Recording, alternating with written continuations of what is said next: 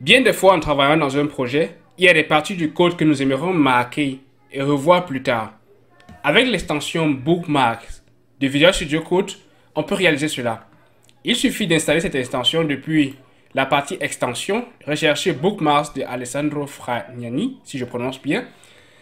Lorsque cette extension est installée, on peut se rendre directement dans un fichier. Il suffit de sélectionner avec notre curseur, de se positionner sur un curseur, sur une place dans le code, autant pour moi, et de prendre la commande CTRL-SHIFT-P ou alors commande SHIFT-P si vous travaillez sur Mac. À l'intérieur, tapez simplement Bookmarks Toggles.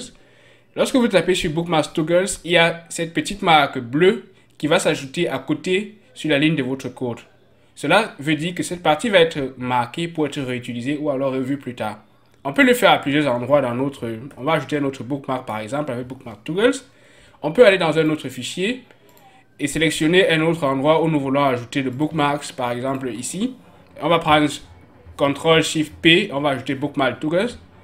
Maintenant que nous avons fait ça, on peut venir maintenant sur notre barre de tâches pour pouvoir retrouver nos bookmarks. Si ce n'est pas encore affiché, comme c'est le cas chez moi ici avec Bookmarks, peut-être parce que vous avez trop comme moi, soit vous appuyez sur les trois boutons ici pour retrouver si c'est caché, ou alors vous prenez avec le clic droit dans votre barre de tâches pour pouvoir désactiver l'extension que vous avez déjà. Donc là, par exemple, si je désactive Angular, j'aurai plus d'espace pour voir mon bookmarks. Donc cliquez simplement sur le bookmarks et là, on a la liste des différents endroits que nous avons marqués dans notre code. Pour ce fichier, par exemple, orderMessage.php, là, je vais retrouver dans la liste de mes bookmarks. Peut-être que vous aimeriez également mettre un nom particulier ou alors une remarque particulière par rapport aux bookmarks que vous avez sélectionné dans votre code. Là, dans ce cas, il y a ce petit crayon qui est affiché juste à côté. En cliquant dessus, vous avez l'opportunité de donner un nom. Par exemple, mon code.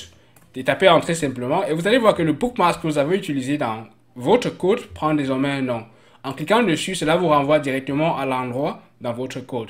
Cela peut être très utile, particulièrement lorsqu'on essaie de comprendre un code que nous n'avons pas nous-mêmes écrit, ou alors lorsqu'on essaie de se repérer dans un nouveau projet. Donc, le code bookmarks peut être utilisé, ou alors on peut le supprimer si on n'en a plus besoin. Avec la liste, vous avez directement une vue d'ensemble entière des bookmarks que vous avez dans votre projet. Donc, supprimez-en lorsque vous n'en avez plus besoin. C'est une extension qui peut être très utile et je serais ravi d'avoir en commentaire ce que vous en pensez. À très bientôt pour une nouvelle vidéo.